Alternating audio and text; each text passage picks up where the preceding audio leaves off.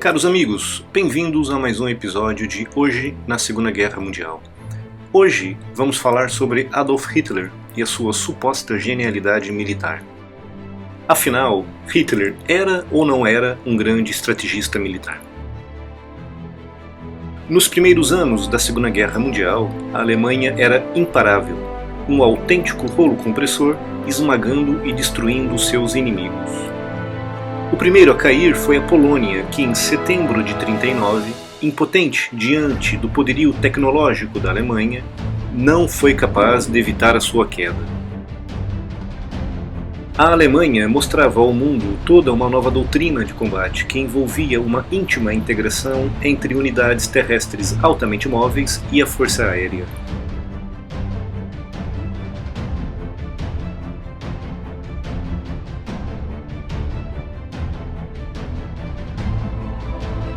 Sete meses depois, em abril de 1940, as vítimas foram a Noruega e a Dinamarca, numa campanha relâmpago que mostrou ao mundo que a máquina de guerra alemã conseguia coordenar na perfeição amplas operações de ataque envolvendo a sua marinha, o seu exército e a sua aeronáutica. A Dinamarca rendeu-se em 6 horas e a Noruega, graças a uma grande ajuda militar recebida do Reino Unido e da França, conseguiu resistir 2 meses. Em junho de 1940, foi a vez da França, que, entrincheirada atrás da sua linha Maginot, e contando com a ajuda de milhares de soldados britânicos, apoiados por milhares de blindados e aviões, esperava uma guerra nos mesmos moldes da anterior, que 20 anos antes ceifara violentamente a vida a milhões de soldados e civis inocentes. Mas desta vez seria diferente. Para os aliados, era quase como se os alemães tivessem reinventado a arte da guerra. Fortalezas e grandes estruturas defensivas, trincheiras, rios, florestas e montanhas, nada, praticamente nada, impedia o avanço dos formidáveis panzers alemães que, como pontas afiadas de uma longa lança, abriam a ferro e fogo espaço entre as filas inimigas, abrindo caminho para a infantaria alemã, que, seguindo logo atrás, tratava de atacar e destruir os confusos e assustados britânicos e franceses. A poderosa França, com mais e melhores blindados do que os alemães, com mais soldados, mais aviões e mais canhões, caía de forma estrondosa diante da Alemanha e da sua imparável Blitzkrieg. A guerra relâmpago alemã derrotava em 6 semanas aquele que era considerado o maior e mais bem treinado exército do mundo. Com ela também caía a Bélgica e a Holanda, oferecendo aos alemães acesso irrestrito ao Mar do Norte, ao Canal da Mancha e aos importantes portos franceses do Atlântico.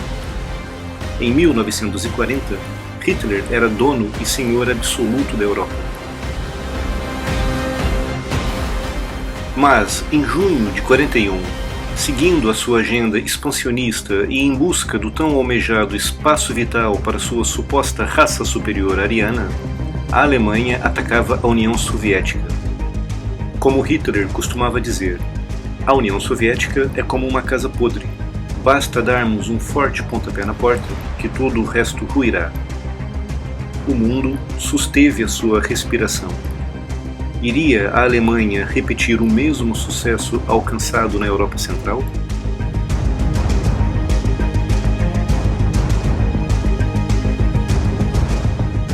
Nos primeiros 4 meses da invasão, os poderosos e imparáveis alemães conquistaram grandes porções da União Soviética: Lituânia, Letônia e Estônia, Bielorrússia, a Ucrânia e os seus infindáveis e ricos campos férteis.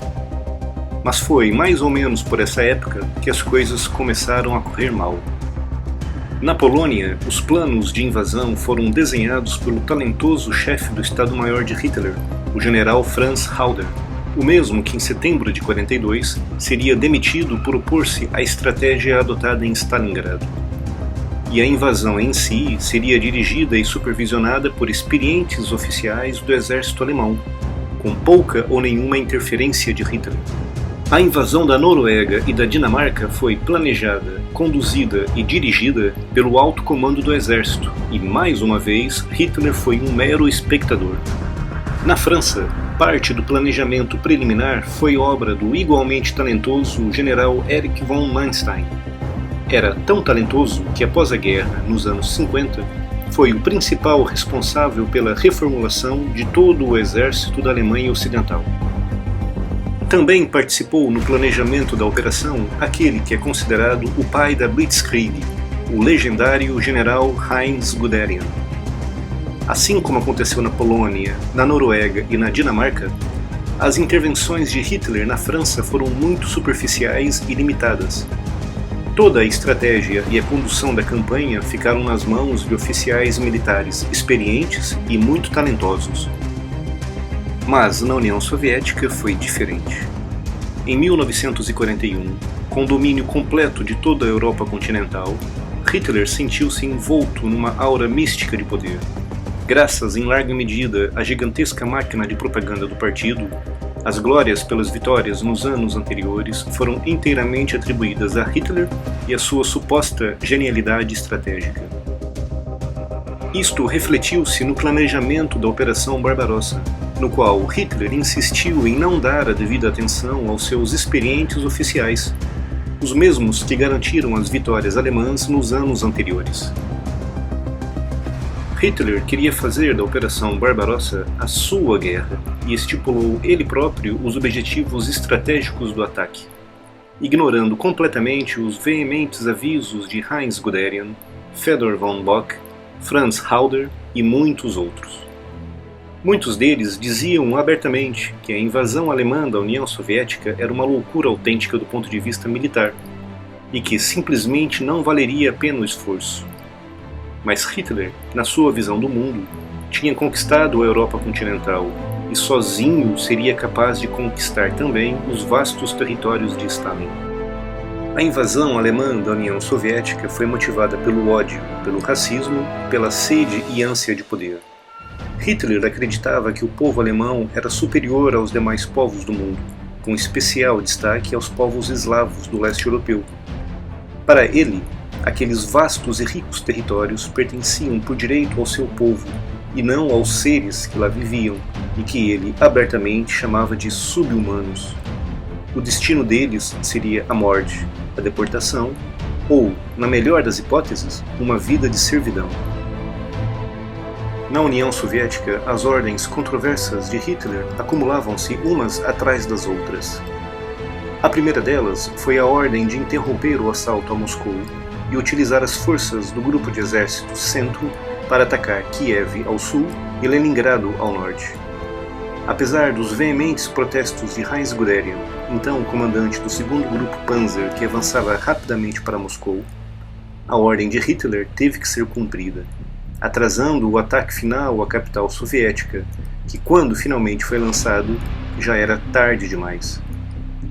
Na visão dos grandes estrategistas alemães como Franz Halder, Erich von Manstein e Heinz Guderian, a captura de Moscou era decisiva para a vitória alemã antes do inverno de 41. Mas Hitler tinha uma opinião muito diferente e, teimoso como era, fez valer a sua visão estratégica. Outra ordem controversa de Hitler viria um ano depois, quando ordenou a divisão do outrora poderoso Grupo de Exércitos Sul. Ansioso por alcançar os poços de petróleo do Cáucaso, mas também obcecado com a ideia de atacar e conquistar a cidade de Stalin, a imponente Stalingrado, às margens do rio Volga, Hitler decidiu dividir o seu exército e atacar ambos os alvos ao mesmo tempo. O resultado todos nós conhecemos. Os poços de petróleo do Cáucaso não foram conquistados e o poderoso 6º Exército de Paulus foi destruído às portas de Stalingrado. Outras decisões desastrosas também viriam a seguir, como, por exemplo, a sua teimosia em não ouvir os seus generais no que toca à guerra defensiva travada pela Alemanha a partir de 42 e 43. Os seus contra-ataques inúteis numa altura da guerra em que o importante era a defesa, e as suas decisões relacionadas com a indústria do armamento e produção militar. priorizando a construção de armas caras e complexas como o Tiger I e II. Portanto, é com base nessas considerações que concluo que a imagem de Hitler como grande estrategista militar não passa de um mito. A Alemanha foi invencível, enquanto seus exércitos eram conduzidos pelos seus talentosos e experientes militares. Mas começou imediatamente a perder a guerra assim que Hitler assumiu as rédeas, um processo lento e gradual, mas que em 42 era já irreversível.